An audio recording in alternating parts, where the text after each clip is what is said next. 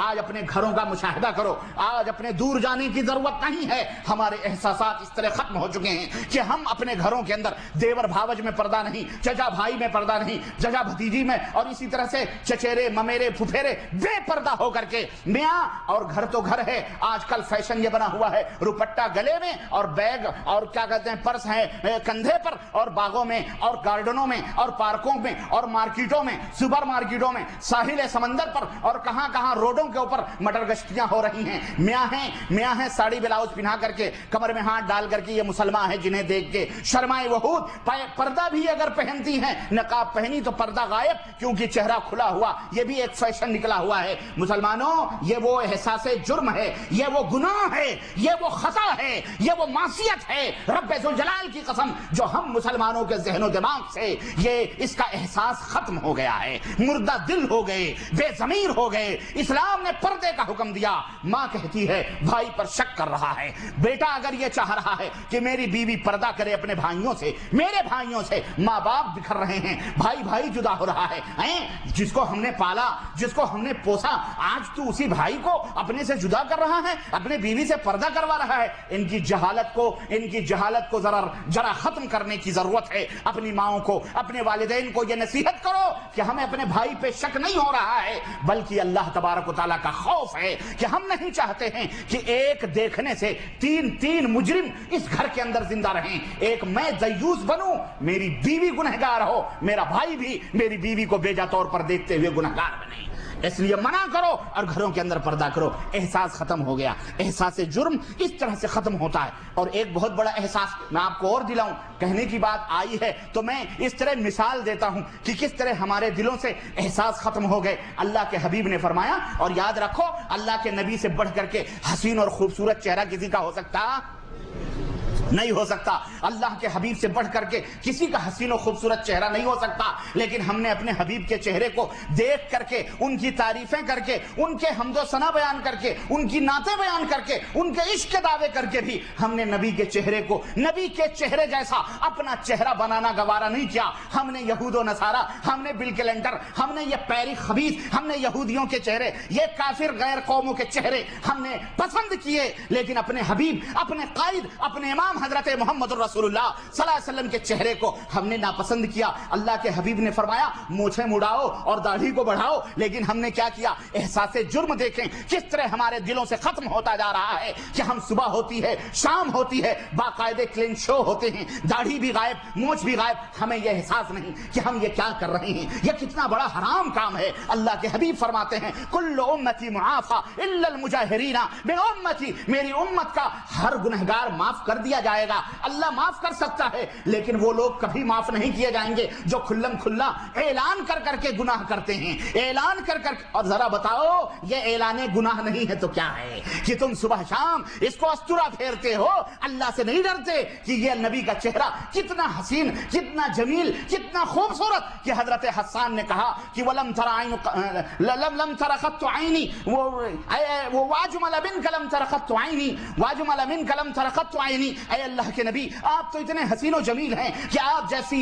جیسا حسن اور جمال تو کسی آنکھ نے دیکھا ہی نہیں ہے، اور آپ جیسا حسین و جمیل نہ کسی نے پہلے کسی عورت نے پیدا کیا ہے اور نہ قیامت تک وہ پیدا کر سکتی ہے۔ لیکن اس حسین و جمیل نبی کے چہرے مبارک پر داڑھی مبارک تھی۔ مسلمانوں جیسا چہرہ بناؤ، احساس جرم کو اپنے دلوں سے نہ مٹاؤ بلکہ اس جرم کو، احساس کو زندہ رکھو، یہی ایمان کی نشانی ہے۔ ایک صحابی رسول نبی کی بارگاہ میں پہنچے، کہنے لگے اللہ کے نبی آپ کی خدمت میں رہتے ہیں تو ایسا لگتا ہے کہ ایمان مکمل ہے، ایمان بالکل کامل ہے، لیکن جیسے ہی باہر نکلتے ہیں احساس جرم ہونے لگتا ہے، ایسا لگتا ہے جیسے ہم گناہوں کے کچڑے میں آ گئے ہیں، دلدلوں میں آ گئے ہیں اور ڈر لگنے لگتا ہے۔ اللہ کے نبی نے فرمایا یہی احساس تمہارے ایمان کی سب سے بڑی دلیل ہے، اس لیے جرم کا احساس کرو اور اپنی خطاؤں سے توبہ کرو۔ تو مستقل گناہ کرنے سے جرم کا احساس، گناہ کا اثر یہ ہوتا ہے کہ وہ دل سے ختم ہو جاتا ہے، جس کی دو مثالیں اور معاشرے میں کثیر مثالیں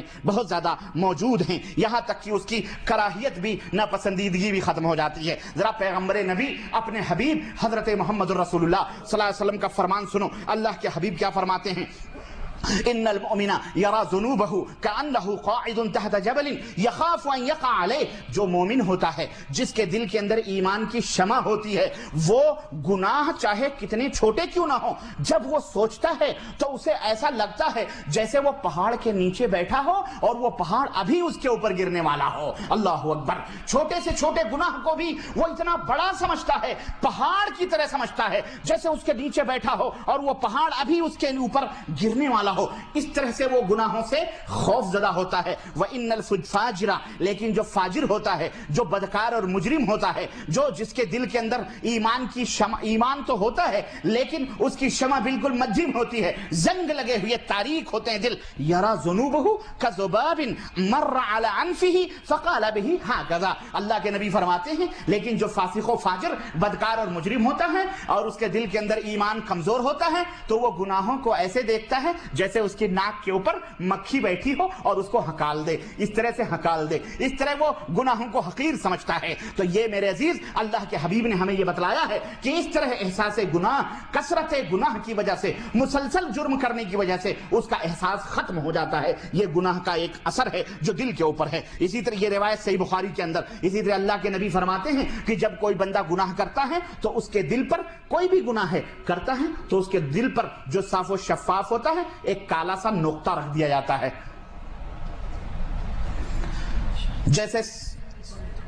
جیسے کورے کاغذ پر کالا سا نقطہ رکھ دو،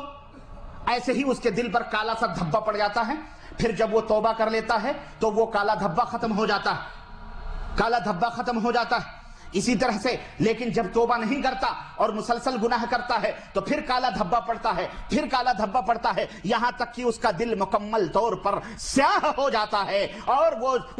اس کا پورا احساس ہی ختم ہو جاتا ہے۔ اس لیے میرے عزیزو، یہ گناہ کا اثر ہے جو دل کے اوپر پڑتا ہے۔ یہ تو دلوں کے اوپر کے اثرات ہیں۔ آئیے میں انفرادی زندگی پر اس کے جو اثرات ہوتے ہیں وہ بھی میں بتاؤں کہ ہم ہیں، آپ ہیں، یہ انفرادی زندگی ہے، مرد ہو یا عورت ہو، اس کی اپنی ذاتی زندگی پر گناہوں کے کیا اثرات ہوتے ہیں۔ انسان کے کرتوت اور انسان کی بدعملیاں، اس کے ایک فرد کی بدعملی اور ایک فرد کا برا عمل، کریکٹر، اور اس کا دنیا کے اندر فساد و بگاڑ پیدا کر دیتا ہے۔ چنانچہ اللہ رب العزت ارشاد فرماتا ہے ظہر الفساد فی البر والبحر بما کسبت ایدی الناس، کہ سمندر میں، خشکی میں، تری میں، ہر جگہ فتنہ و فساد برپا ہو چکا ہے۔ اور یہ فتنہ و فساد کیوں برپا ہوا ہے؟ بما کسبت ایدی الناس، لوگوں کی کمائیاں ہیں، یہ لوگوں نے اپنے ہاتھوں سے ان فتنوں و فساد کو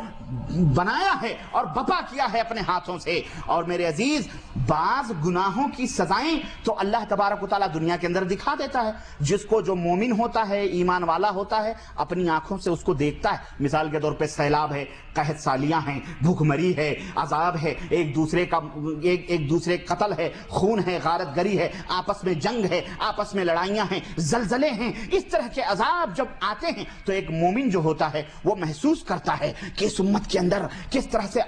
گناہ ہو رہے ہیں، معصیتیں ہو رہی ہیں، خود بھی اپنے آپ کو بھی مجرم و تصور کرنے لگتا ہے۔ لیکن ایک فاسق و فاجر جو ہوتا ہے، جیسے ہمارے ملکوں کے لوگ ہیں، بے ایمان جو ہوتا ہے، وہ اس کی تعویلیں کرنے لگتے ہیں۔ ارے یہ اس وجہ سے ہوا، 2 ٹرینیں اپنے ٹائم کے اوپر مکمل چلتی ہیں بالکل، اور باقاعدے پیڈوان کھڑے ہوتے ہیں، انتظام ہوتا ہے، سب کچھ ہوتا ہے، ہری لائٹیں، ہری جھنڈیاں ہر اسٹیشن پہ دکھائی جاتی ہیں، لیکن آگے چل کر کے تصادم ہو جاتا ہے، تو یہ دہریہ کیا کہتا ہے؟ اتفاقاً ہو گیا، تفتیش ہوتی ہے، پٹری صحیح ہے، انجن صحیح ہے، ڈرائیور